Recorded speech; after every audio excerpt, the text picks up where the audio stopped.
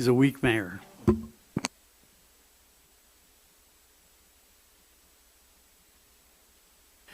1 minute.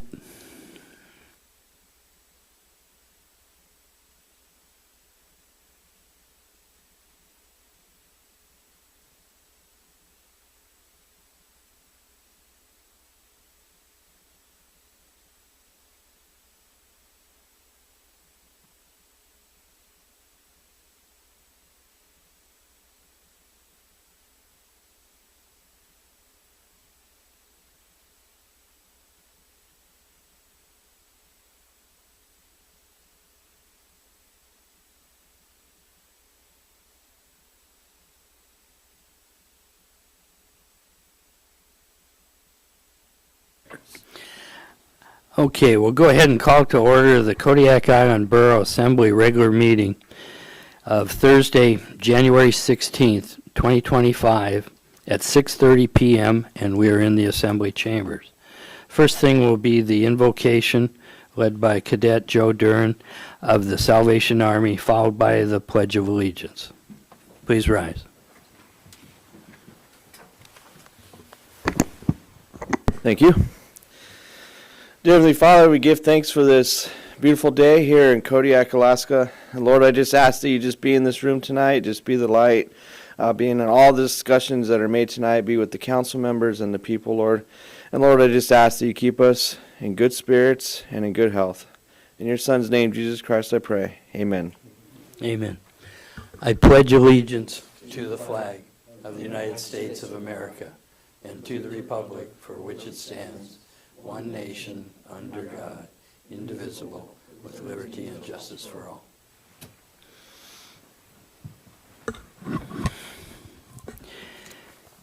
We are gathered on the traditional homeland of the Supiaq-Alutiiq people, and we acknowledge the 10 tribes of the Kodiak-Alutiiq region.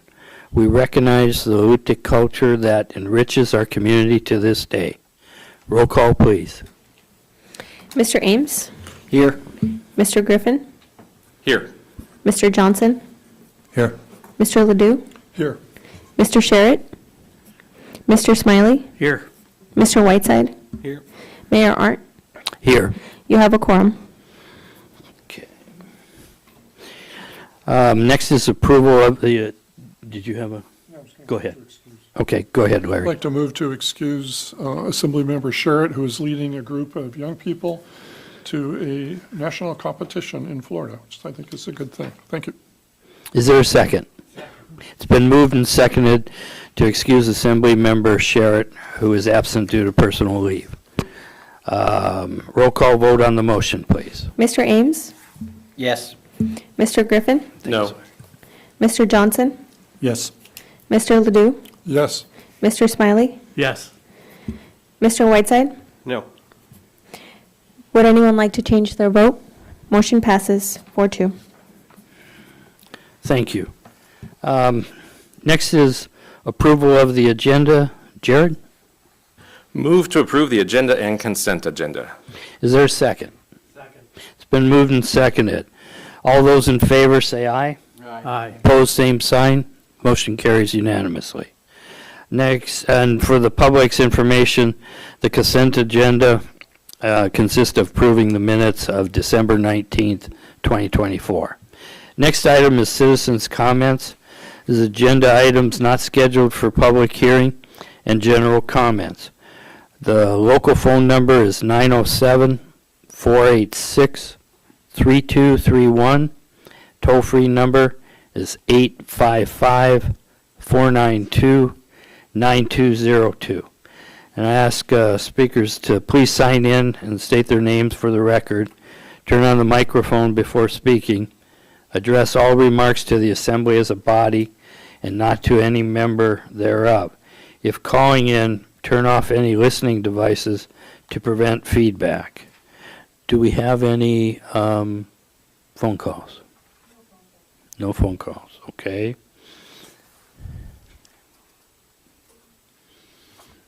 Hi. Go ahead. My name's Lena Harrington. I just came from a city meeting on these licenses. I'm having a hard time understanding, and I've been following all of this from the beginning. I know I've been here and I've spoken. It's getting really hard to follow at this point. But I do want to convey that I do feel for you guys with having to deal with AMCO, because you cannot get a clear answer to save your life, for one. But two, I also want to reiterate that I hope that this is a good lesson for everyone here, as this has gone on for months and months and months, that had the regulations and rules and the codes been followed by the city, they're obviously not going to do their job. But had these been followed, we wouldn't be here today. These licenses are very important to look at. We're seeing it with taxi cabs, liquor licenses, the beer and wine licenses, and it's really hard to be in these positions. I don't enjoy this. I'm tired of seeing it strung out, and now it's put multiple business owners in a hard place. And I mean that business owners that are doing business, not the business owners who are fraudulently filling these out. And I just want to reiterate again, it's really important to look at these things, and so much of this has fallen through the cracks. Had anyone checked 5-6 years ago, we would not be here today dealing with this. And it's hard. It's hard speaking up. It's hard coming to these. It's hard being vocal. But I do appreciate the assembly actually coming back and paying attention to it. It means so much. As I said, I was at a city meeting today, and it was just signing myself up again, getting slapped in the face repeatedly and not getting anywhere. So I do appreciate you guys working through it. I do appreciate you guys contacting AMCO for answers, for clear answers as best as you can get. And I understand it's really hard. So I do appreciate you guys. I, again, hope that this is a lesson, because it's put a lot of us in a hard spot. And it's hard because we're business owners. We're all trying to get by. We're all trying to serve the community as best we can. And we all want to develop and do something and serve. So I hope it's a lesson. Thank you for your time. Thank you for coming forward. We're under citizens' comments for those that have just come into the meeting, and this is the opportunity to speak on items that are not up for a public hearing.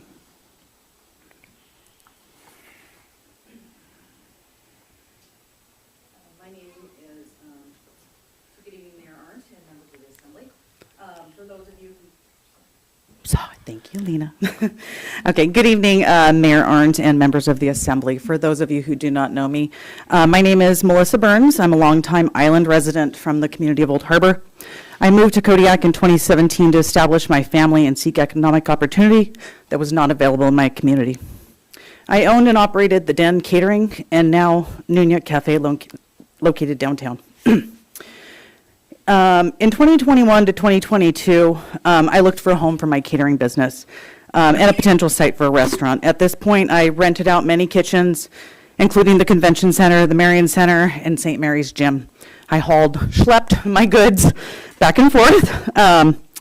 And between that time period of 2021 and 2022, 2 locations in town were looked at really closely for my restaurant, but nothing came to fruition. And then in June of 2022, I began renting 113 Lower Mill Bay Road, which is now Nunyak. In June of 2024, I contacted AMCO and was told there was a permit available in Kodiak. We submitted all documentation, fingerprinting, and a full payment.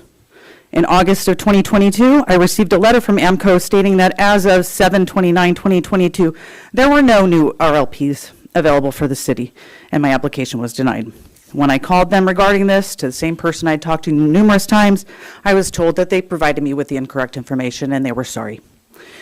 And then on August 2nd, AMCO provided me a petition to come to the local bodies to request additional permits. And in August 15, I requested a hearing regarding the permit and non-issue concerns, but my hearing was not granted. Through 2022 and 23, over a year and a half, my husband and I worked on a very old and non-maintained building. We spent every spare minute and every penny we had improving the place, that something we could be proud of. All the while, I continued to rent space for my catering business. In November of 2023, we were still working on the building, but we opened up the door for takeout because I had to make my ends meet. This was just a small bench by the door that people can pick up their to-go bags. December of 2023, I submitted my application for the transfer of RELP number 3293. In January of 2024, we completed the interior of Nunyak, and this past year was my first year of having in-house dining. It was a big game changer for us, but we were still missing that beer and wine permit. In July of 2023, AMCO finally refunded my $2,500 a year later. And then, now I'm here, January 8th, I received a letter from AMCO that my application was complete and on the agenda for February 4th. Although my transfer is not on your agenda, the renewal application of the second floor restaurant is. I know there's a lot of controversy over this Go ahead and permit, continue, and Melissa. respect your decision to do what is right for the Kodiak community. Thank you, Mayor Arndt. I just want to make you aware of the struggles that my small business has gone through in this town to get started and to get going. This is not an easy thing, and statistics show that 60% of the service industry building businesses do not survive their first year. We are at that 1-year mark, and I will testify this is not easy. From high rent, cost of goods, shipping, fuel, insurance, lack of employees, to name a few, there have been many times I questioned, why am I doing this to myself? This is not glamorous, getting up at 5 a.m. to work, going to bed at 10 o'clock at night, getting home not seeing my children, and being a part of my family. But I'm determined to make one of my long-term dreams come true, and that's why I'm here and what I'm doing. As the notice of transfer for RELP 3293 was received by the governing bodies in Kodiak, we have been in touch with the Kodiak Island Borough Clerk's Office to remedy any concerns your departments may have regarding my business. I ask for your support in obtaining this RELP, as it has been a long journey and part of my business plan since inception. Not having access to these licenses prevents small businesses in our town from growth and limit access to our community members. I thank you for your time.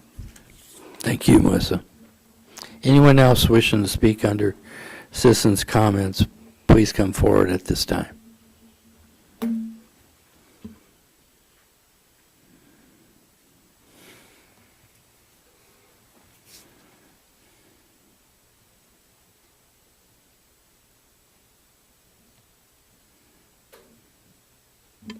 Good evening, Mayor and Assembly members. How are you guys doing tonight? I just wanted to take this time real quick to update you guys on Discover Kodiak's activities for the last two quarters of fiscal year 2025. Again, my name is Brock Simmons, and I'm the Executive Director of Discover Kodiak. I do have copies, which I'll provide to Lena after my 3 minutes is up here. First quarter of 2025 activities for Discover Kodiak. Again, a busy year as always with tourism. Adjust Your Altitude Hiking Challenge had a total of 799 entries this year. We missed our mark. We were aiming for 1,000. But the good news is that we actually had 564 people finish the Foothills Challenge, which I think is on record the biggest finish we've had of any of one of our hiking challenges. So I felt that was a personal accomplishment for that to be such a success. We also gave out over $5,000 in prizes to participants and 3 flight seeing tours generously provided by Island Air, Vertigo Air, and Decload Aviation. Cruise ships. Between July 1 and the end of October, we also hosted 14 cruise ships during that time frame, with a total passenger manifest of 9,666 travelers who came to Kodiak on those ships. We provided walking maps, visitors guides, and a variety of tours from our membership to those visitors, and hopefully instilled upon them to come back to Kodiak to spend more time. We also started working on a new destination video. We're working with a local photographer and videographer, and we hope that our project of a new destination marketing video for Kodiak will be completed in the fall of 2025. We're pretty excited about it. Second quarter report for fiscal year 25, October 1st through December 31st of 2024.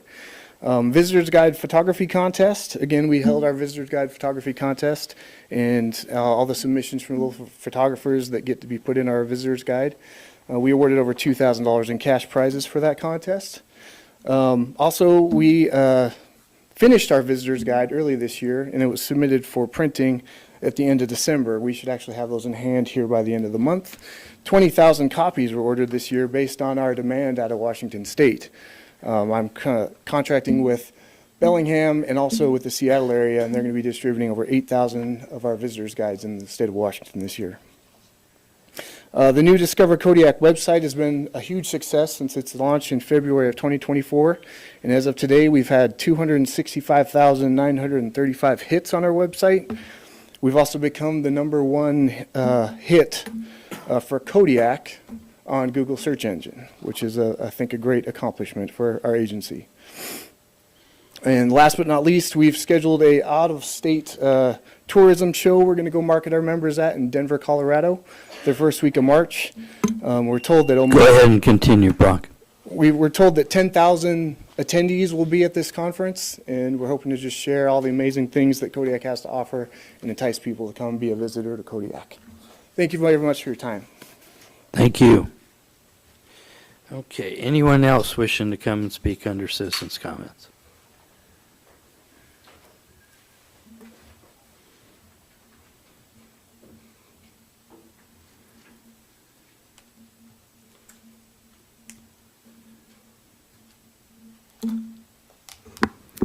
Good evening, Assembly. My name is Coral Chernoff, and I would just like to just make a little comment on what's on your agenda today for the liquor license renewal. I've been listening to this online, and I've been to a few meetings, and I guess what strikes me is when, I think we had something going on when there was a rezone earlier too for a property, is that we tend to listen to people's stories and we either know them or work with them or sort of make these decisions depending on who we know about what's going on. I would like to say I know both Melissa and Leanne, and I am a patron of both of their facilities. I think they're equally important, and probably a lot of us do in this community. But I think after listening to the work session last week, what strikes me is that we seem to be getting off track about what you are here to do. I feel like last week there was something about wanting to put conditions on the state about if we don't post-test this, then it should go to the person who, this license should go to the person who testified earlier. I would hope that you don't think that that's your job here tonight. Your job is to renew or protest this license on the conditions that it has a business license or not, it's paying taxes for alcohol and food or not, that it actually exists in the place that it exists or not. Nothing asks you to decide that you may or may want it to pass on to a certain person. So I hope that you can separate that when you're looking at what's before you tonight, is that it has certain guidelines, and all those guidelines pertain only to that business. Has it existed? Does it pay taxes? Has it actually operated? So I guess I just wanted to remind you of that tonight, because I did hear some other conversation at the work session that I felt like was not appropriate to what the state is asking from you about this particular business. Thank you. Thank you, Coral. Any calls?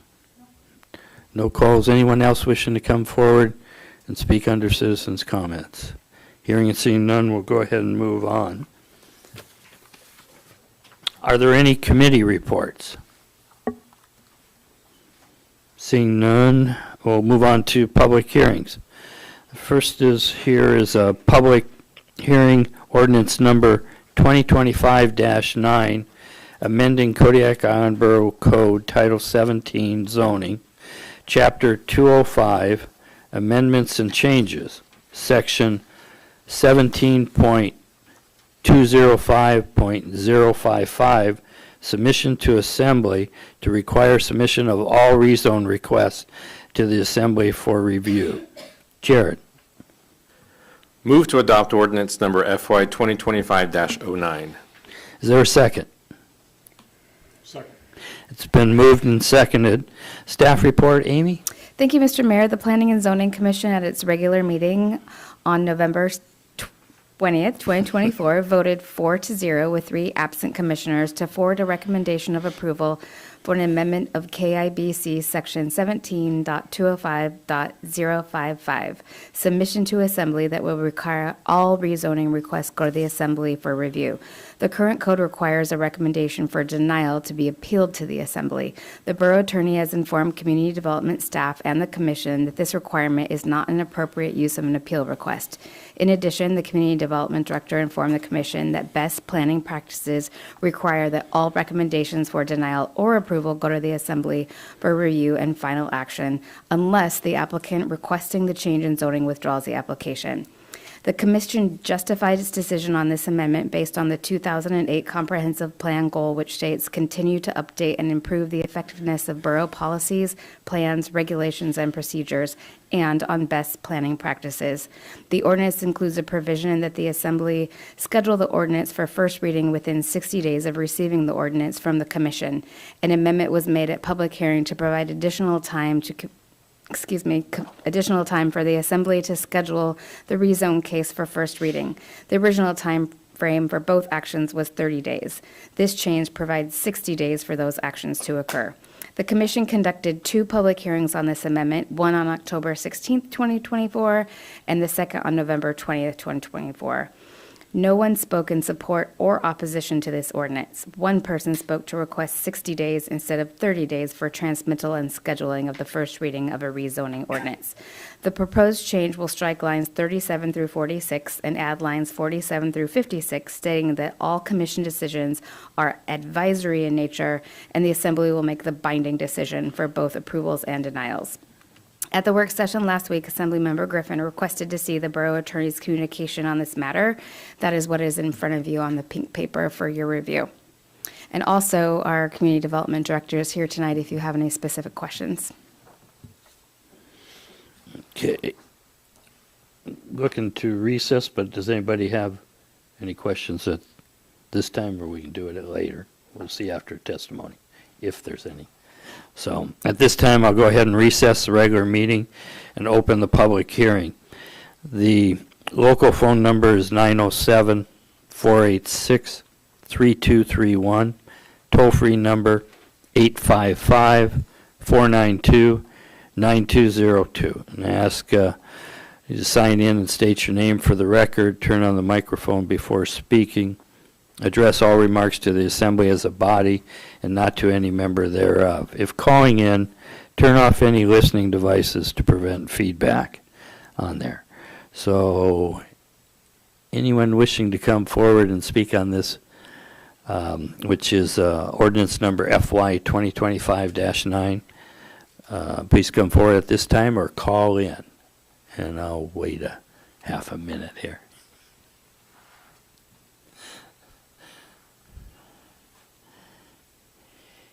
Hearing and seeing none, I'll close the public hearing, reconvene the regular meeting. Assembly discussion. Anybody have any questions or comments? Seeing none, roll call vote, please, on the motion. Mr. Griffin? Yes. Mr. Johnson? Yes. Mr. Ledoux? Yes. Mr. Smiley? Yes. Mr. Whiteside? Yes. Mr. Ames? Yes. Would anyone like to change their vote? Motion passes 6-0. Next item is the Borough Manager's Report. Amy. Thank you, Mr. Mayor. Assemblymember Whiteside, Mayor Art, and I attended the School District Town Hall meeting that was held this past Monday. The Board of Education meets again tonight for a budget retreat. The final decision, if they're going to close a school and which school it will be, is scheduled for a Board of Education regular meeting on Monday, January 20th. I know the mayor and I are both going to be out of town for that, so we'll be watching closely from afar. We've been still working with on the Russian River bank stabilization. We have a meeting tomorrow morning with officials from the Alaska Division of the U.S. Army Corps of Engineers. We're going to discuss the Corps' project development process, a feasibility study initiation, federal and local responsibilities and requirements, and perspectives from the Corps' experience with the Kenai Bluffs River project. We will also be asking them about their thoughts on rechannelization of the river to its historical channels. They've had some success with that in the Soldotna area. The families that are being affected in that area have also been working and trying to come up with as many solutions as possible, but they've reached that point where engineers are unwilling to put their stamp on anything because they don't know how it'll impact homes downriver, and that's where we're at too with letting them do anything on our land that abuts their property.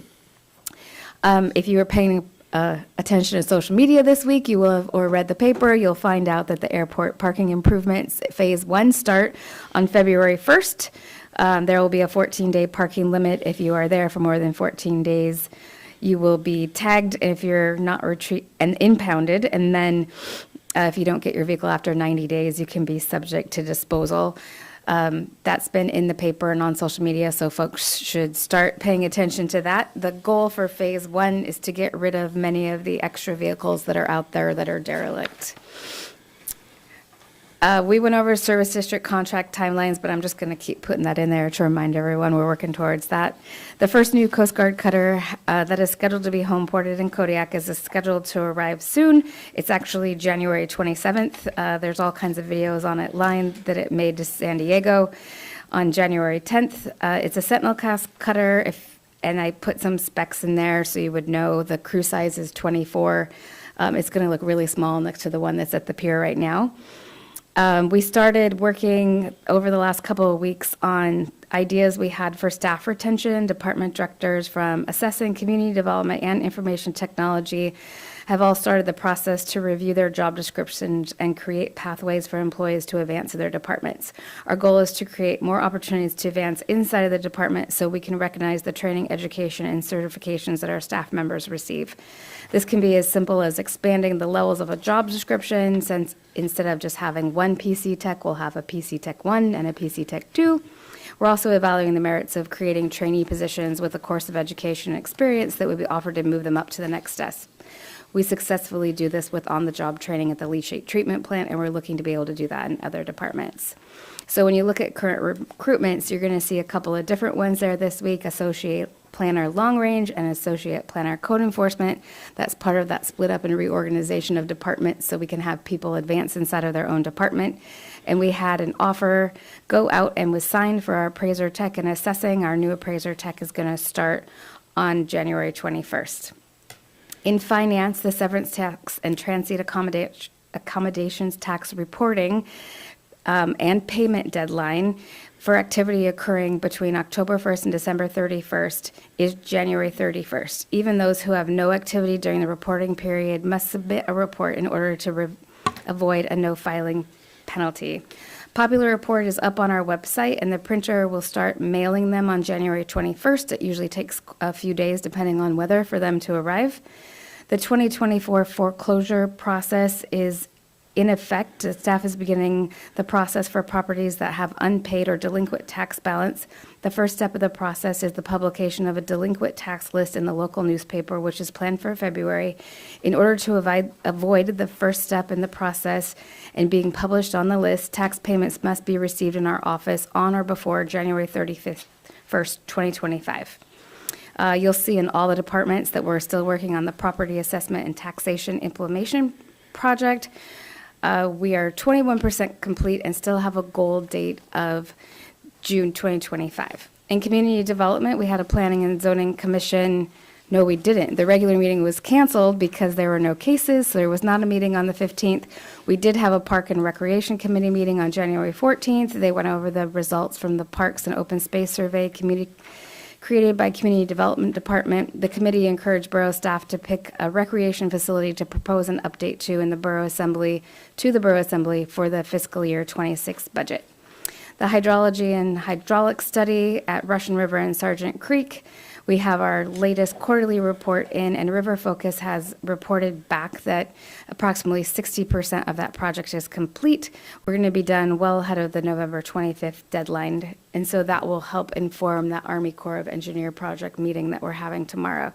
In assessing, I gave you the exact same thing that you had last week, and SEMA was very nice to print her updated assessing report, which is on a different piece of paper. Fieldwork has been completed. The 2025 application season for senior citizen and disabled veteran exceptions has begun. Thank you to Assembly members Sherritt at Whiteside and Ames, who all helped call seniors and disabled veterans. We called 135 seniors and 18 disabled veterans. Thank you for all of your help. Assessing thanks me, but that's just my job. We did have Lex come up from Finance Department and make calls as well. At the end of the day yesterday, we had 45 seniors and 5 disabled veterans who missed the deadline to apply this year. Assessing and CANA is going to be giving us a presentation on February 27th to tell us about how their trip went and the success that they had going out to the villages to get people signed up. Values. Assessing has not seen a leveling or decrease in values for properties. Sales continue to increase compared to assessed values. We want to talk about that early and often so that the community understands that the values will continue to go up as long as that trend goes up. Last year, people suggested that they had no idea what's coming, so we want to talk about it to know that it's coming again. We have no idea how much, but because homes are selling for such high prices and the state makes us stay above 80% of market value, our notice of values will go up. She has in here again that the appraiser tech accepted, which is wonderful, and more about the Tyler conversion, which is taking up quite a bit of time. In engineering and facilities, we had a leak in the second floor hallway right outside of the engineering and facilities department. We've done asbestos testing. They did it after hours, so it didn't interrupt work at all, and they have their testing. So once we find that, we'll be able to fix the roof drain that is leaking. For mental health buildings, we were successful with the water shutdown. The City of Kodiak Public Works Department came in and installed a new shutoff and copper pipe, so we can control the water flow to those buildings for the future. Thank you to the City of Kodiak for helping us out with that. We're awaiting a contract form from the contractor regarding the test results associated with the sampling performed on the 9th. That's when the contractor came up and had an on-site visit. We anticipate that project will start in the middle of February. At the KFRC, we have a GSA meeting scheduled for January 27th for discussions related to the R&R work list and discussion regarding prioritization. We're going to go over and talk with the NOAA staff and do our meeting there in the building so they can show us any issues that they might be having. We're still waiting for all of the same information from GSA, but our GSA representative has changed. So we haven't had any reach out from the new representative yet, but I'm hoping that we can have better communication once they reach out. Vendors have been in contact with questions for the KFRC elevator maintenance contract. We have prepared an addendum, and the bid opening is scheduled for the 22nd, so we should have more answers about that next week. At the landfill last week, we told you that we're having some issues with some of our equipment, but the track hoe issues have been resolved, but we're still waiting for a sensor to repair the dozer. At the leachate treatment plant, we continue to have a lot of rain, and that lagoon continues to run over. We have to report any runovers to ADEC, and so we just call them and tell them it's a simple conversation. There isn't a lot that we can do when the lagoon is overflowing due to rain.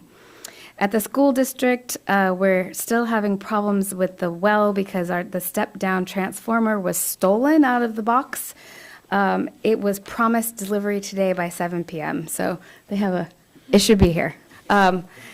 It's going directly to our contractor and not to us, so hopefully they have it. Maybe Assembly Member Ames can give us an update on that later. In service areas, we have the timelines all set up, so you will see on the May 1st agenda in the future, we're going to be awarding those contracts, so our contractors that win will have 2 months to prepare for the change. In IT, we're working on the PACS migration. As we go along, Tyler is asking for different and new databases to work with, and so all the departments have been working to get them the correct information on our state and local cybersecurity grant program.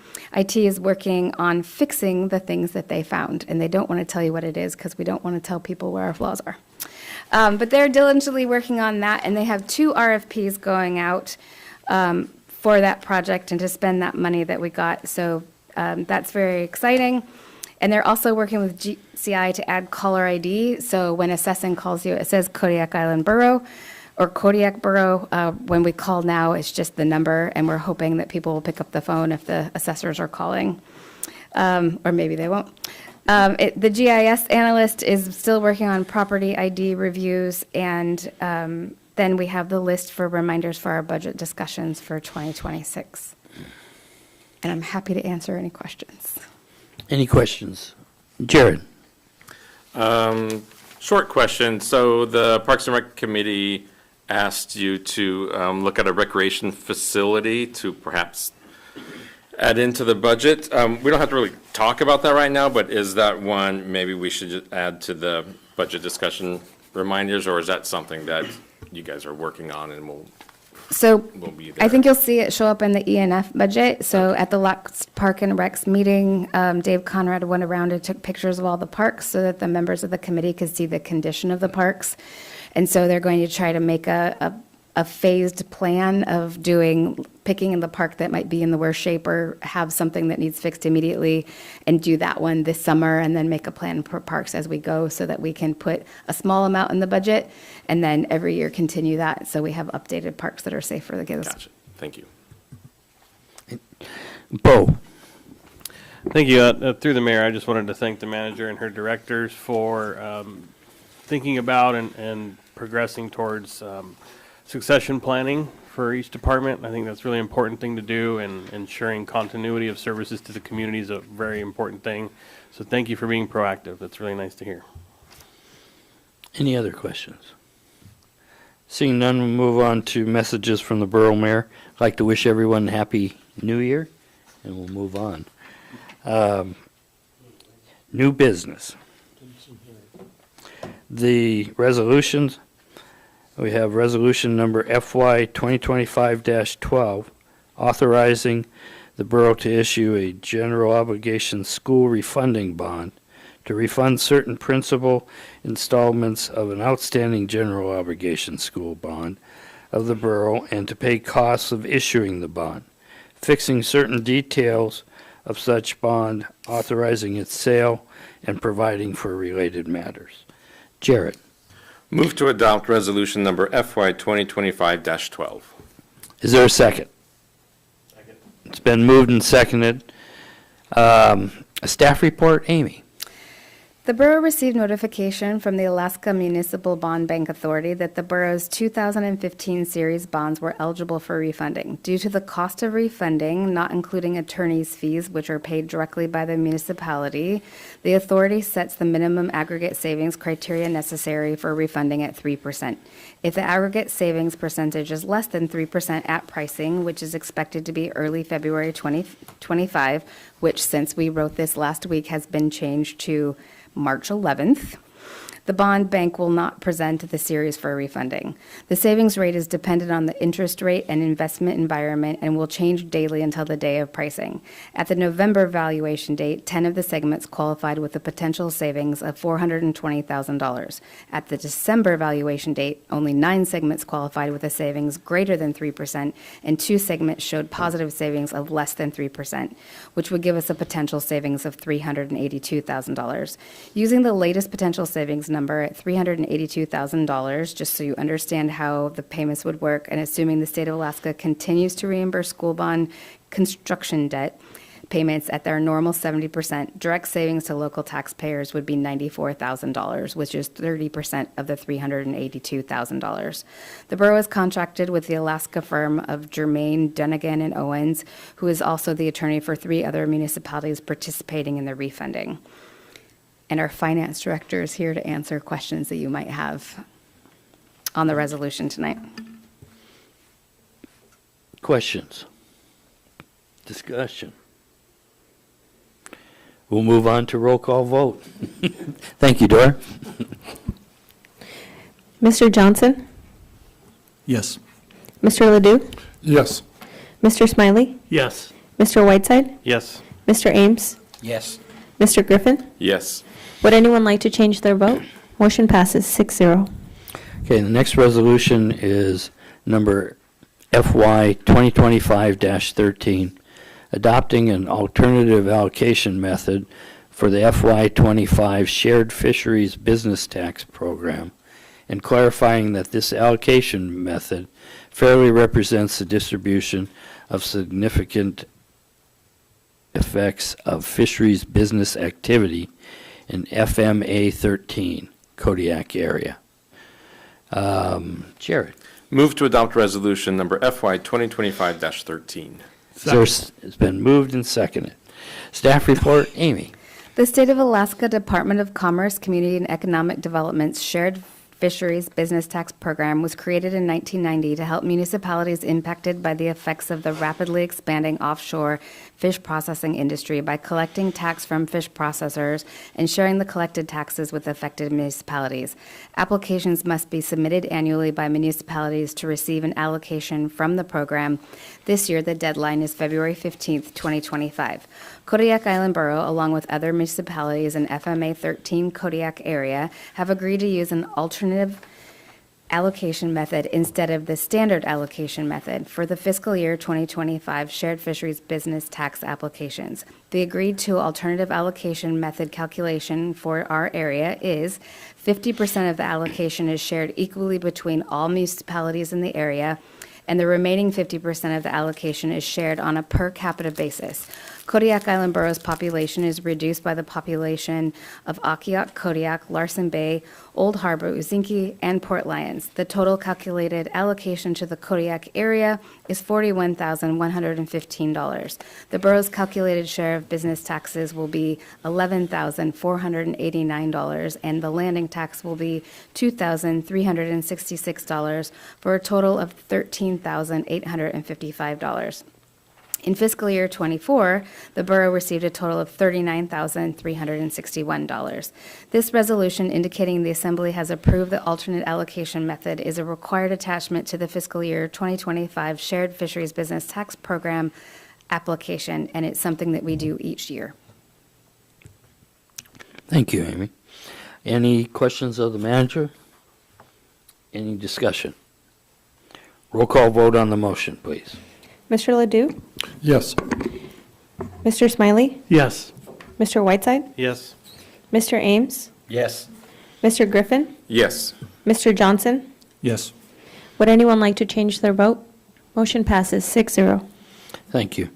Next is ordinances for introduction. We have ordinance number FY 2025-12, an ordinance of the Assembly of the Kodiak Island Borough accepting and appropriating grant funds for the 2021-22 and 2022-23 Bristol Bay Red King Crab and Bering Sea Snow Crab Fisheries Disaster Declaration, and these are in the amount of $53,182.40. Jared. Move to advance ordinance number FY 2025-12 to public hearing at the next regular meeting of the Assembly. So it's been moved and seconded. Staff report, Amy.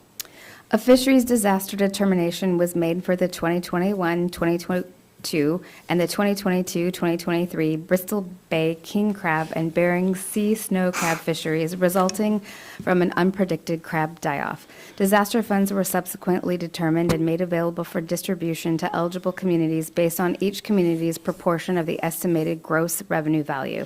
Kodiak Island Borough is eligible for these funds due to the history of Bristol Bay and Bering Sea crab landings made in Kodiak and the associated severance taxes collected on those landings. I received notification that the Kodiak Island Borough is eligible to receive $53,182.40 of the disaster funds to help mitigate losses in the fish, which also is the severance tax revenue. Kodiak Island Borough Code 3.25 authorized the Assembly to accept grant funds and requires that grant funds be accepted by ordinance and appropriated by ordinance that when they're not designated for a specific purpose. These funds will go to the Fisheries Economic Development Project budget inside of our project fund, and we're going to continue, the plan is to continue to put all disaster funds in that same account for future use. Thank you. Any questions of the manager? Any discussion? Seeing none, roll call vote on the motion, please. Mr. Smiley? Yes. Mr. Whiteside? Yes. Mr. Ames? Yes. Mr. Griffin? Yes. Mr. Johnson? Yes. Mr. Ledoux? Yes. Would anyone like to change their vote? Motion passes 6-0.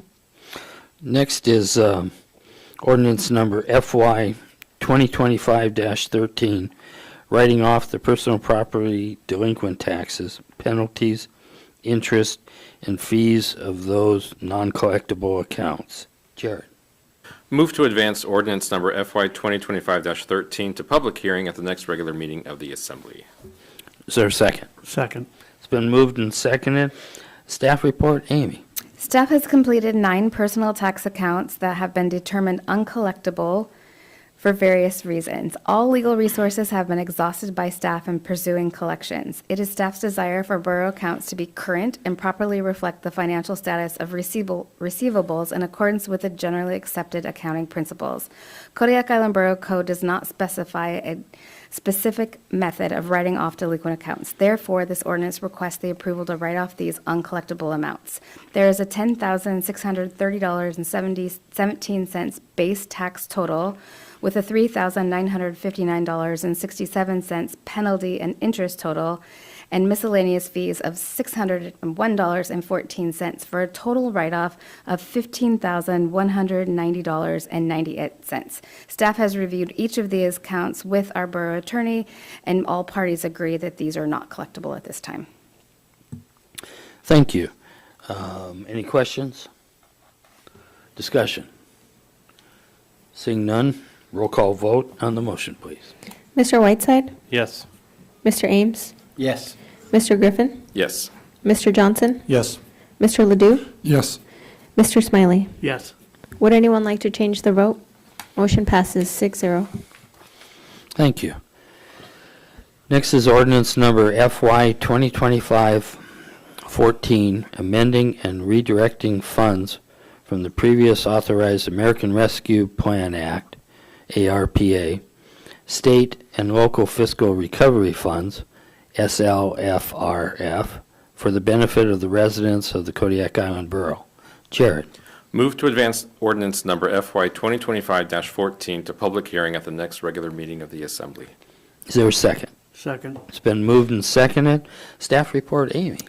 The borough received $2,524,709 of ARPA funds through the state and local fiscal recovery funds, receiving half of those funds in October of 2021 and the other half in October of 2022, and has allocated those funds in resolutions fiscal year 22-16, fiscal year 22-19, fiscal year 23-9, and fiscal year 23-09A.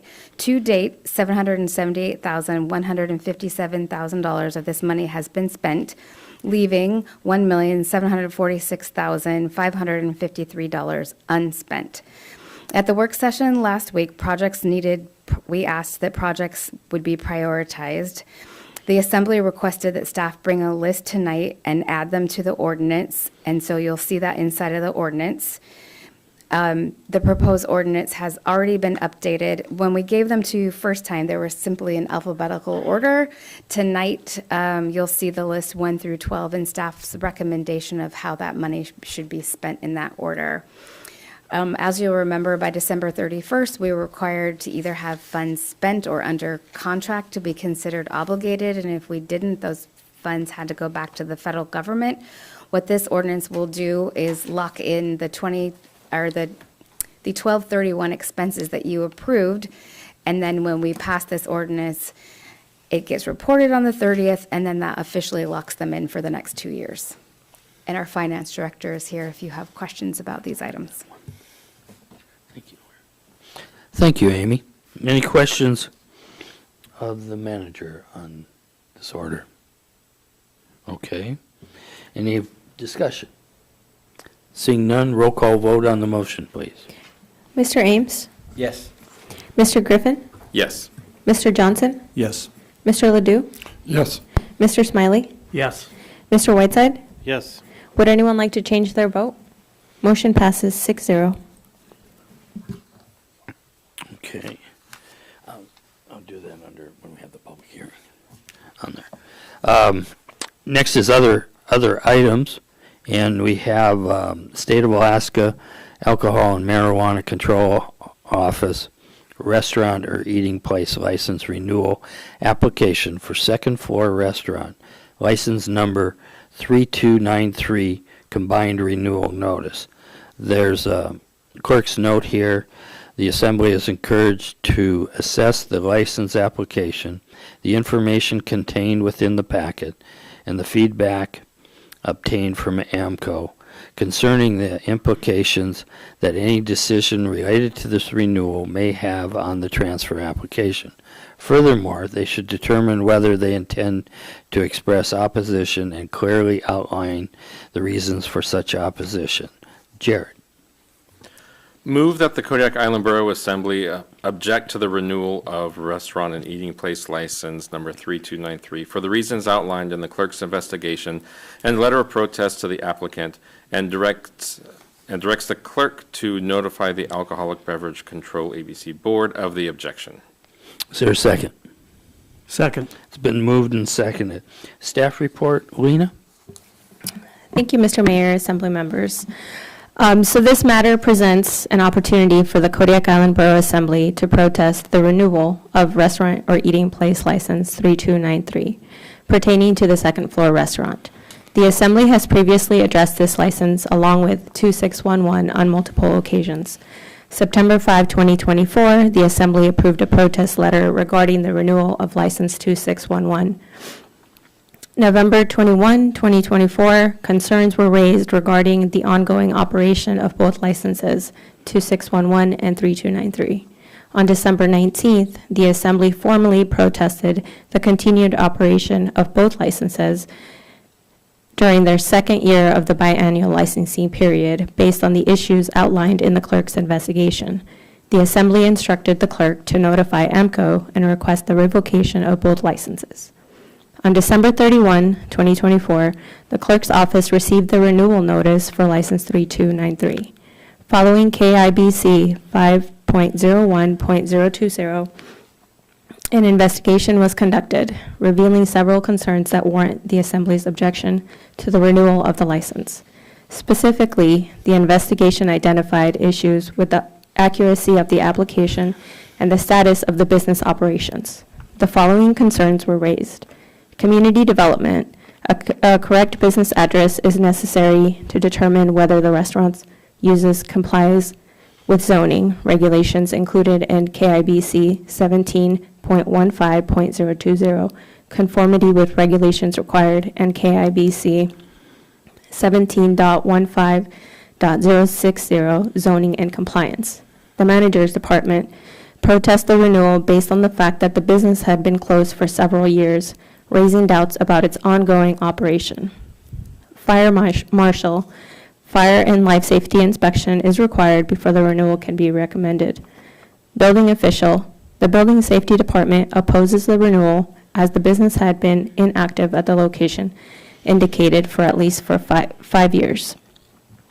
Given these concerns and the Assembly's previous actions, the Clerk's Office, with the assistance of the Borough Attorney, have drafted a formal protest letter based on the issues identified in that investigation, including the inaccurate business address and the inactivity of the business. The Alcohol Beverage Control Board, ABC, is scheduled to consider the renewal application on February 4, 2025, with a deadline of January 17, 2025 for submitting any objections. If no protest is submitted by that date, the approval will be contingent on no objection being received by the ABC Board. If a protest is received before the 60-day protest deadline, which is March 1st, the application may be held over for the ABC Board's April meeting for further evaluation. The Clerk's Office has notified the applicant of the intended protest, allowing them the opportunity to respond as required under 3 AAC 305.085. I tried calling the applicant and I've tried emailing, and I have not received any response. Considering the ongoing concerns the Assembly has previously raised, it is recommended that the Kodiak Island Borough Assembly move forward with protesting the renewal of License 3293 for second floor restaurant, and direct the clerk to formally communicate this objection to the Beverage Control Board based on the concerns raised during the clerk's investigation. However, the Assembly is also encouraged to consider the license application, the contents in the packet, and any feedback from AMCO regarding the potential implications of their protest on the transfer application. If the Assembly wishes to avoid impacting the transfer, they should direct the clerk to retract the letter sent on December 19, 2024, protesting the continued operation of License 3293 and express non-objection to the renewal. The clerk's office received the ownership and transfer of transfer of location application for License 3293 on January 8, 2025. On January 9, 2025, during the work session, the Assembly directed the clerk to contact AMCO to assess the implications of their actions on the transfer application. That feedback from AMCO is included in your packet, and we've also printed copies for you. Under AS 0411.480, a local governing body has the authority to challenge an application by submitting a clear and concise written statement of reasons to both the director and the applicant within 60 days of receiving this notice. That deadline pertaining to the transfer application for the borough to respond is March 9, 2025. I'm happy to answer any questions.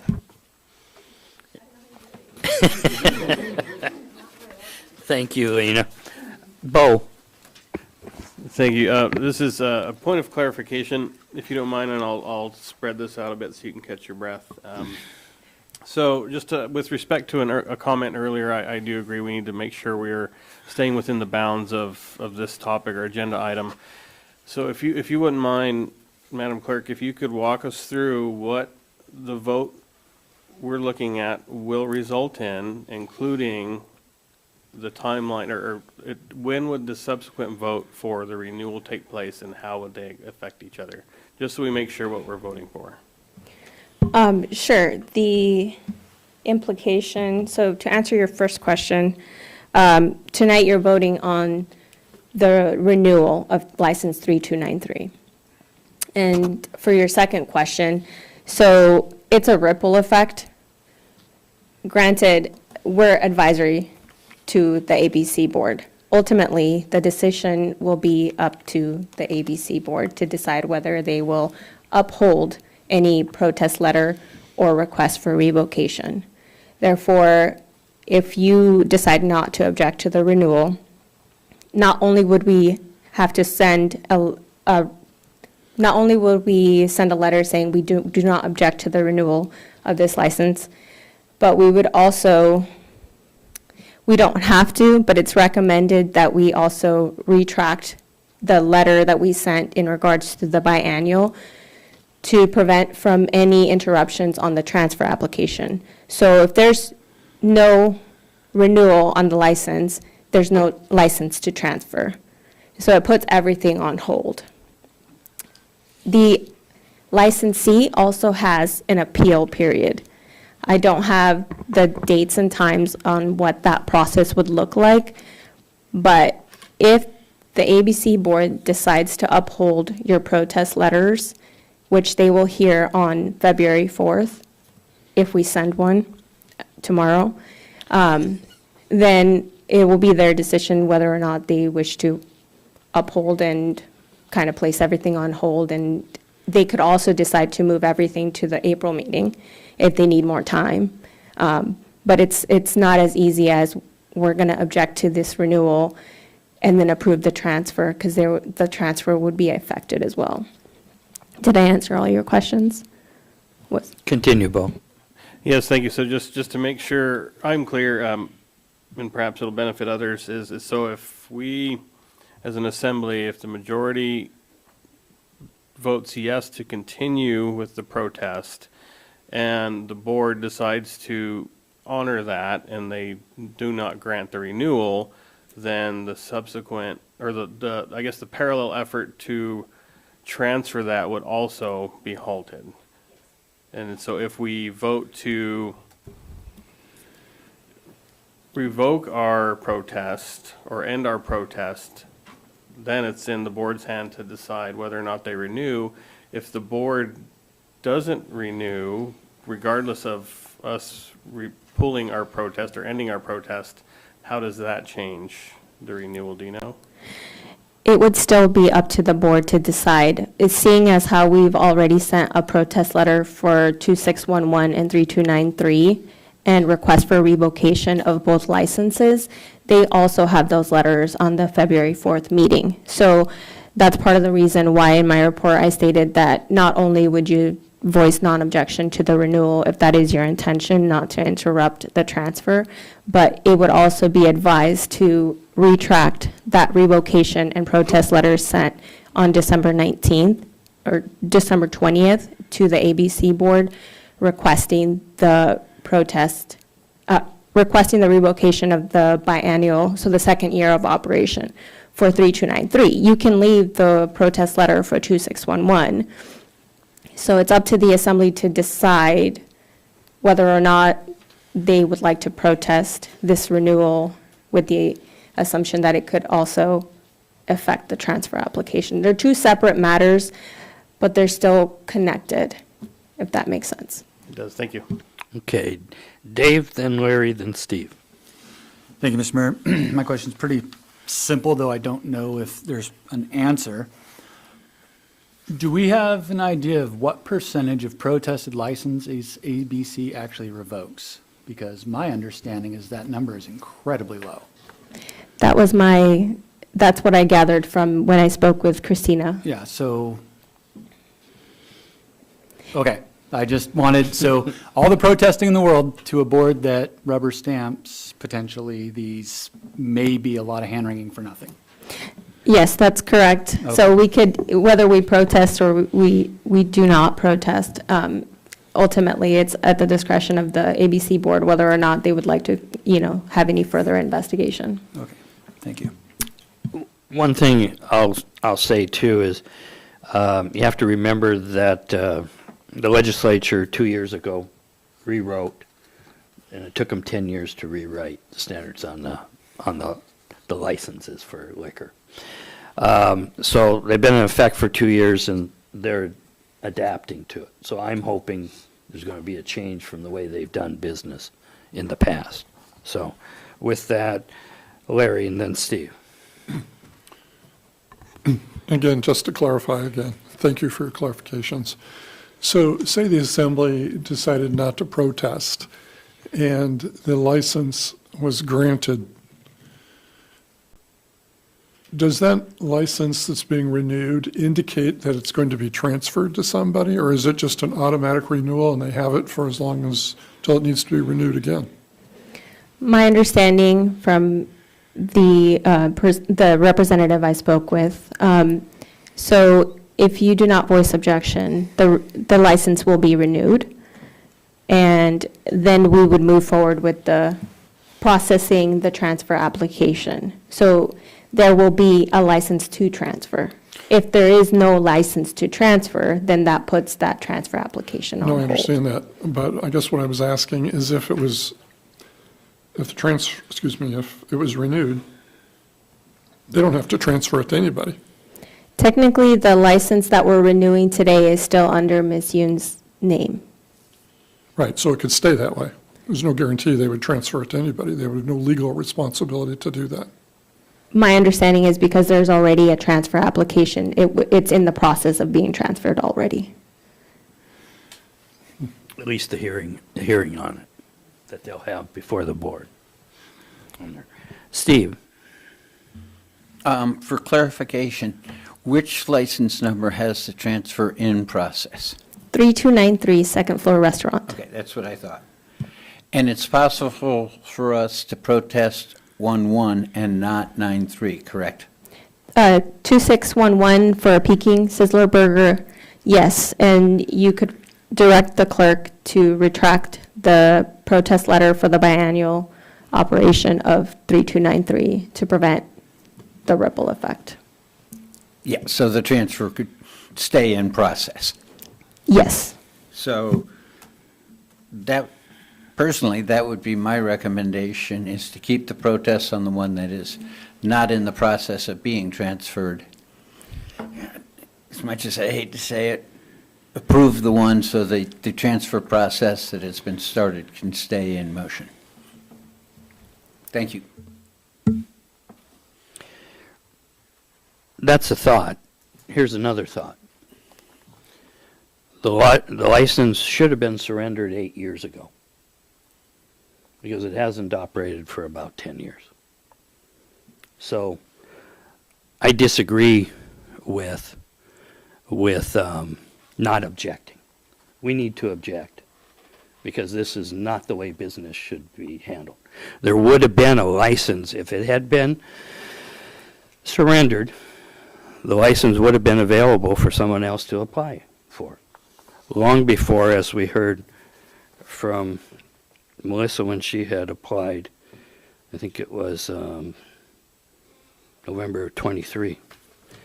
So I think we need to continue objecting because of the way this has been handled.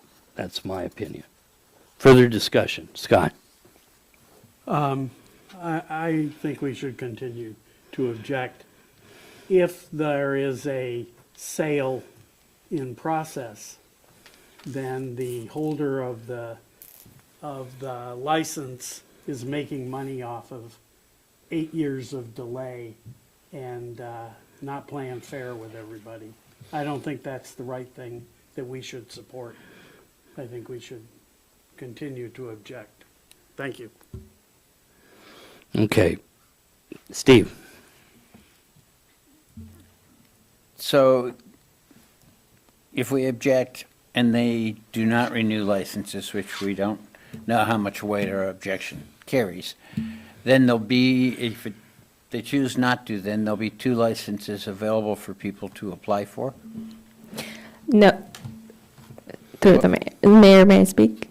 Go ahead. Lena? The license holder will still have an appeal process period to appeal whatever decision the board upholds.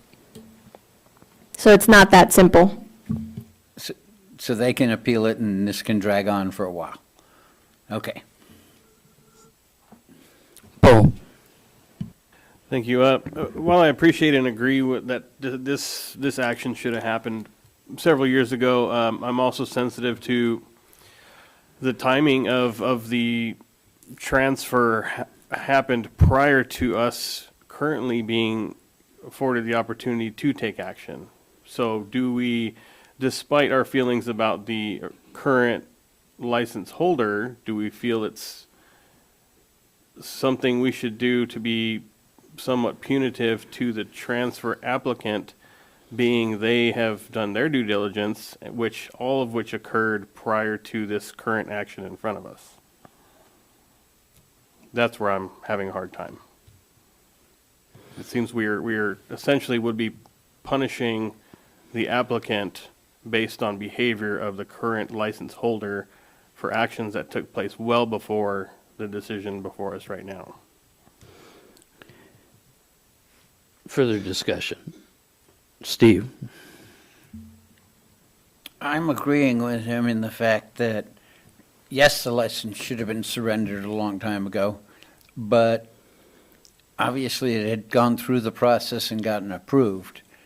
And so therefore, the people who allowed that to happen have some responsibility too, not just the owner. And saying is she did apply to transfer when at that point it was technically still a legal license, I believe. And therefore, because of how long it took to go through the license, is now in question. But the applicant tried to do their due diligence in time when it was an active license. And I agree with Bo in the fact it's not right to punish that person because the other person messed up. Thank you. Larry, did you have your hand up? Well, I'm a bit troubled by the fact that if the renewal is granted, then I don't know why if somebody receives a valid renewal, okay, they wouldn't have to, even if their transfer was on the next item on the agenda, they've already given it to a business, and they wouldn't take it away to give it to somebody else if it was valid. Does that make sense? No, it's not transferred. So the original owner owns it until the ABC board Right. approves But the transfer. If they approve, well, I'm getting mixed, there's renewal, Right. that's first, right? No, renewal first, transfer second. Right. So if it gets renewed, they don't have to, I mean, they wouldn't take it away from them to transfer it to someone else. And that's my point, is if it is renewed, then the business that owns it right now, if it's renewed, they don't have to transfer it to anybody. And so wouldn't it make the transfer moot if it was renewed? It could if it was, what do I want to call, where the transfer retracts the transfer. They canceled that application before the ABC board. But that's a totally separate Well, deal. I understand that, but I guess what I'm saying is if it's approved, the business that owns it currently, and it's been approved they own it. Correct. And so what license would they transfer to, if the next item on the agenda is transfer, what license would they transfer? The transfer is for license 3293. So there are two different licenses here. Yeah. We're dealing with one tonight, only one, which is second floor, license number 3293. Lena, you had a comment? Yeah, I just wanted to clarify, Assemblymember Ledoux. So what you have before you is the renewal of license 3293, which is for second floor restaurant. The ABC board does have the items in that order where they will, because I spoke with Christina, she manages the agenda, so she was able to order the agenda in the sense where the ABC board would hear our biannual protest to the 2611 and 3293, those letters first, and then any protest letter for the renewal of 3293, followed by the transfer application. So in that order. So, and that's part of the reason why I said it's a ripple effect. So if they uphold the protests for the two previous items, then there won't be a license to transfer, which is for 3293. 2611 is a separate matter. Does that make sense? Bo, you have a question?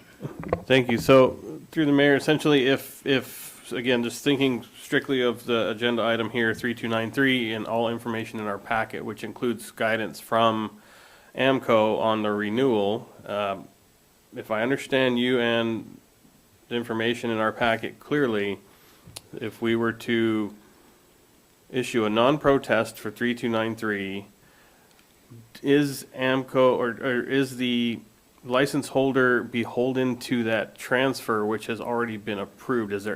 Do they have the ability to revoke their own action? I believe is where. The transfer hasn't been approved. Well, the process is the state has approved it, and now it's up to AMCO to decide if they want to approve it as well. Can the licensee that holds it currently, can they revoke their intent prior to AMCO considering the state approval for 3293? I believe that's similar to the sense that we can retract our protest letters. The possibility of the transfer application being revoked is also a possibility. I don't have the answer to that question. I didn't pose that question when I spoke with AMCO, but it is a possibility, possibly. I can't speak to that. Jared? Just one quick question. I haven't listened to an ABC board meeting. Do they put effective dates on their action items? I believe so. They're really, really long meetings because from what I gathered, they only have 4 meetings a year, which is part of the reason why not only the renewal, but the transfer applications were placed on the same meeting, because AMCO has 10 days, as long as they meet the deadline within 10 days of that packet for the meeting that's upcoming, then they can put as many licenses on there as they feel fit. Right. I just think we should continue with the protest. Nobody knows what the board is going to do anyway. I think we should at least lend, some trust to the board that they have looked at their agenda and know what the agenda items are, and will take the necessary actions to make sure that the transfer application later on in the agenda will be attended to. So I will continue my support of writing a letter of protest. Okay. Any other discussion? Lena? I did forget to add, Mr. Mayor, I did speak to the city clerk's office earlier today. They had a work session in regards to this same matter.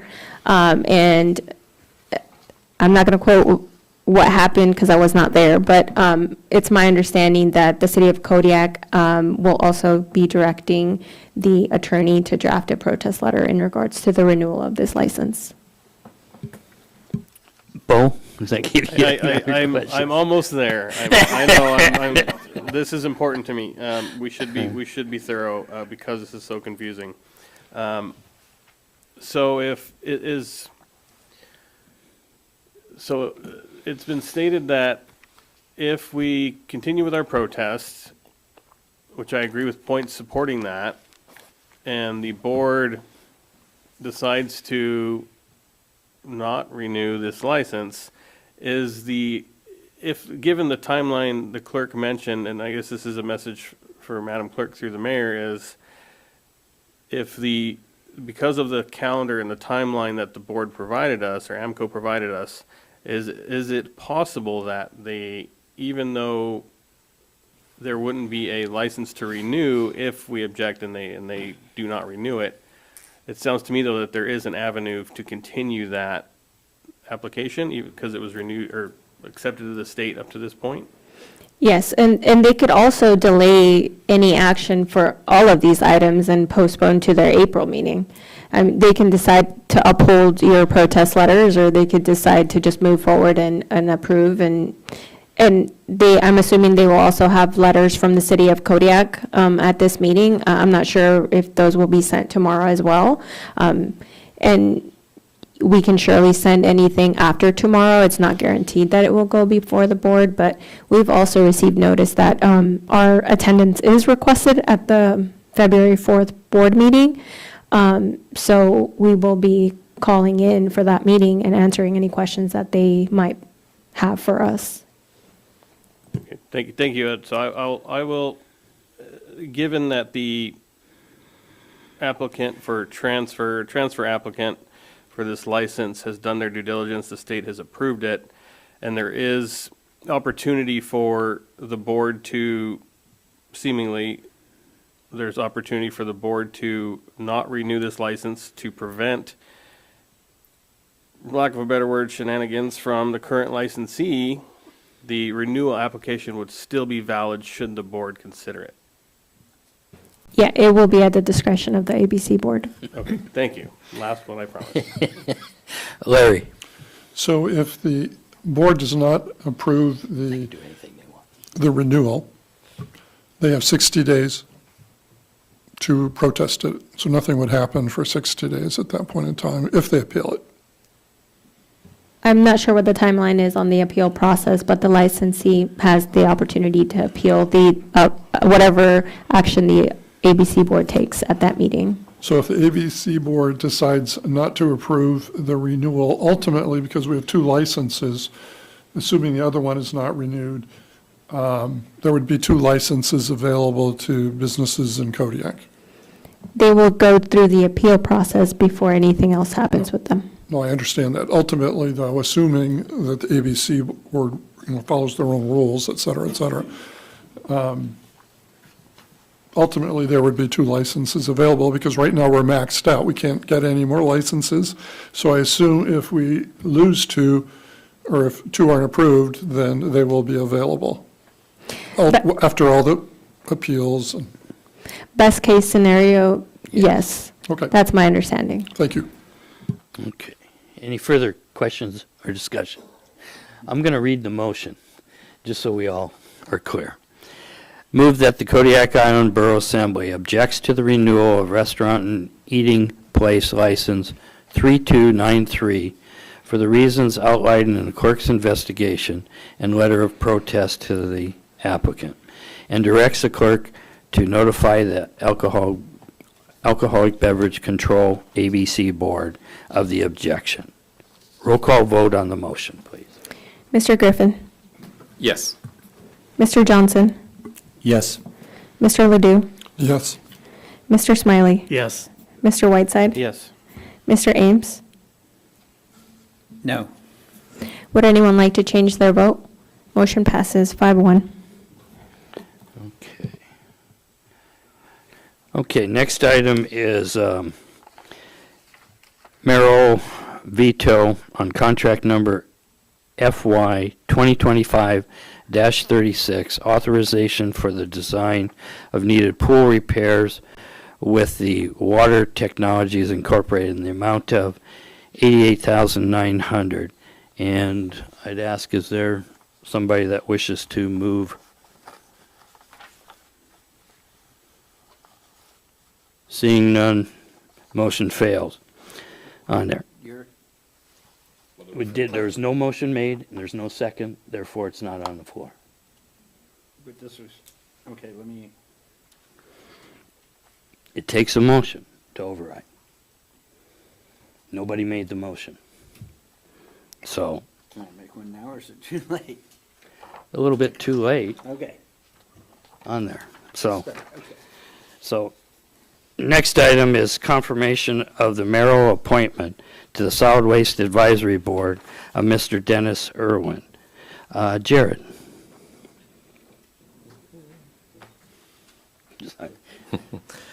Move to confirm the mayoral appointment to the Solid Waste Advisory Board of Mr. Dennis Irwin to an at-large seat for a term to expire December 31st, 2025. Second. It's been moved and seconded. Staff report, Lena? Thank you, Mr. Mayor. This appointment for Mr. Irwin was decided by Mayor Arndt. We have all the information available in the packet. I'm having technical issues. I cannot pull up my staff report. Mayor Arndt, perhaps you'd like to? Yeah, basically, we had a resignation of Ms. Pruitt, and this is basically filling out the remainder of that term, which is only for the current year through December 31st, 25. We advertised for that period necessary under Borough Code, and then we had the one applicant and chose to appoint them to it. So it was the only applicant we had on there. So any questions? Amy? Not so much a question, Mr. Mayor, but Engineering and Facilities had a meeting with Mr. Irwin this morning, and I got to attend that, and he is very enthusiastic about solid waste and Yes. had a lot of good ideas, so I think he's a very good addition to the board. Thank you for that, because I had discussion with him, actually, before he even applied. It was probably around Thanksgiving on there. It was around that time. And he had asked me if there was any openings. And I said that we had just had a resignation, and it would be acted upon by the assembly first, and then there would be the application period. And so I felt he was very enthusiastic about it and would be a good addition to the committee, because Mrs. Pruitt was a great representative on the Solid Waste Advisory Board. So I was sorry to lose her. Any discussion, questions? Roll call vote on the motion, please.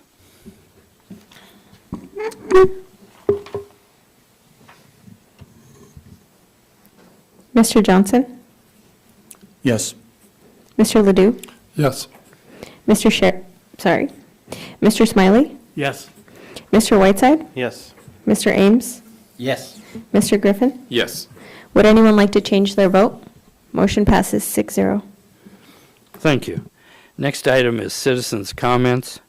The local phone number is 907-486-3231. Toll-free number 855-492-9202. And I ask that you sign in and state your name for the record. Turn on the microphone before speaking. Address all remarks to the assembly as a body and not to any member thereof. If calling in, please turn off any listening devices to prevent feedback. Do we have anybody in the audience that wishes to come forward and speak under audience citizens' comments? Do we have any phone calls? Okay. Hearing and seeing none, we'll move on to assembly member comments. Bo, I'll start with you. Thank you. Just wanted to thank all the members of the public that have been showing up to the school board meetings and associated town halls. Your feedback's critical to form our subsequent decision-making, so thank you for everyone taking the time to do that. And to remind the public that there is a Kodiak Island Borough and City of Kodiak Joint Fisheries Work Group meeting coming up soon on January 22nd. It's going to be another packed agenda. These meetings are getting more and more popular. We're gaining a lot of interest from the public. So we encourage folks who are interested in discussing or learning about topics for sport fishing, commercial fishing, and subsistence are all welcome to attend these meetings. We thrive off your input, so please attend. Thank you, Bo. Jared? Thanks to, and congratulations to Mr. Irwin. You're welcome to the hellscape that is American municipal bureaucracy. Everybody's got to dip their toe in it somehow, right? So thanks, Mr. Irwin, for doing that. Yes, and also thanks to everyone who's been turning out for the school board meetings. It's interesting the different ways that the community is galvanizing in I think in really unique ways right now. And so I think as soon as that vote is taken, I believe the community will then look to us on what are we going to do with this building if there is a building to be taken care of. So I'd like us to stay open to ideas and opportunities that might come along with that for us and the community. It's first day of classes back at Kodiak College. Enrollment is up. Enrollment's doing great there, so it's nice to have full classes. And I think I might be missing a couple meetings coming up. The Shakespeare's, we are making our run at our 6th state championship starting next week. So Jared's going to be tired for the next few weeks. Thank you. Dave? Thank you, Mr. Mayor. First, speaking to, the mayoral veto, because I'm sure there might be some questions to anyone listening in on that. It's kind of a moot point because those funds had to be allocated by December 31st. So voting to override a veto when there's no longer funding would have been somewhat pointless. But I do want to point out a little process frustration. On December 9th, we were told by staff that plan was for a comprehensive repair of the pool. The mayor subsequently vetoed it because he was not convinced that it was a comprehensive plan.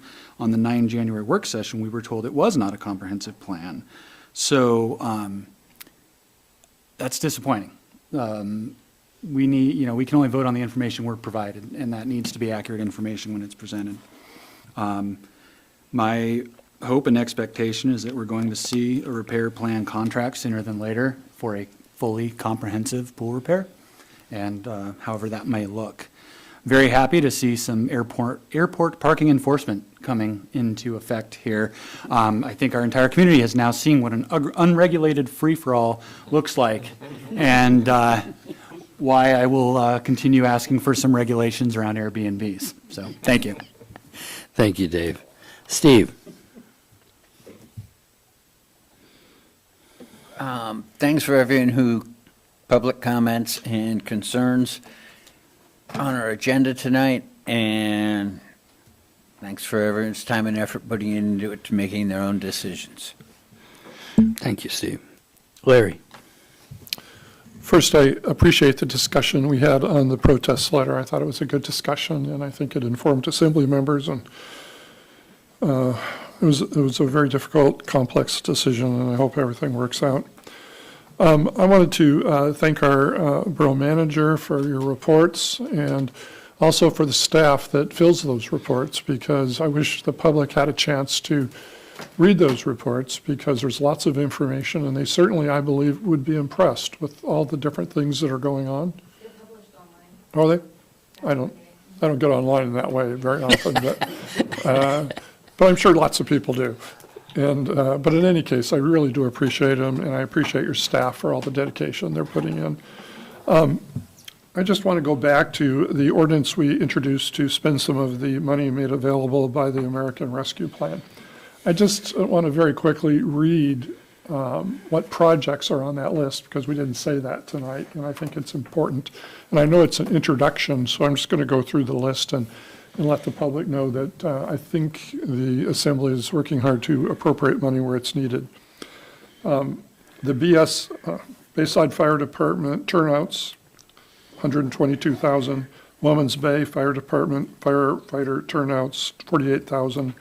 East Elementary roof design, $33,377. Health insurance, 6 months, $493,000.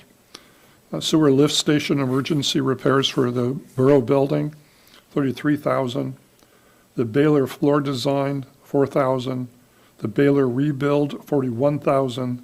The Bobcat 5650 skid steer loader, $61,000. The mental health building, a basement and demo fund, $1,310,000. The mental health building ROM and demo abatement, $27,000. I'm just rounding these off. The Baylor floor overlay, $225,000. And the electronic time and attendance solution, $25,000. And I just want to remind the public that this is an introductory ordinance, and there'll be a time to discuss these if people have any concerns or are interested in them. Just referring back to, and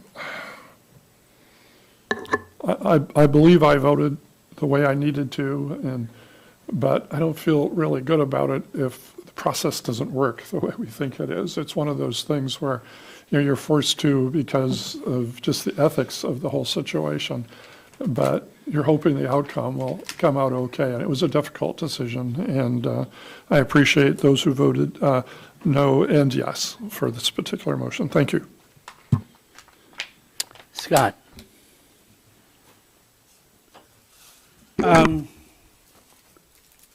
One of the arguments that was given for the reduction in students for the school district was that so many had moved to homeschooling. Homeschooling is increasing. There's a very strong lobby in the United States for homeschooling. The problem that I see with it is that we don't test those students to see if they are actually learning stuff that's important. And the other day, the governor had an op-ed piece in the Mirror discussing charter schools where the taking the state-mandated tests is voluntary. And he remarked that they were the best in the nation, but they're not testing every student. And I think these are big issues. I think that the state of Alaska could do itself a big favor by mandating every kid takes these tests, whether they're homeschooled or schooled in public schools or in charter schools or in the Christian school or the Catholic school, whatever. I think it's an important way to assess whether the kids are learning. And I think that's the job of education. Thank you. Thank you, Scott. I'd like to let everyone know all borough offices and facilities will be closed to the public on Monday, January 20th, 25, in observance of Martin Luther King Jr. Day. The next Assembly work session is scheduled on Thursday, January 30th, 2025 at 6:30 PM in the Assembly chambers here. And the next Assembly regular meeting is scheduled on Thursday, February 6th, 2025 at 6:30 in the Borough Assembly chambers. Request a motion to adjourn. Move to adjourn. It's been moved. Is there a second? Moved and seconded. All those in favor say aye. Aye. Opposed, same sign. Motion carries unanimously. Thank you very much. Good night.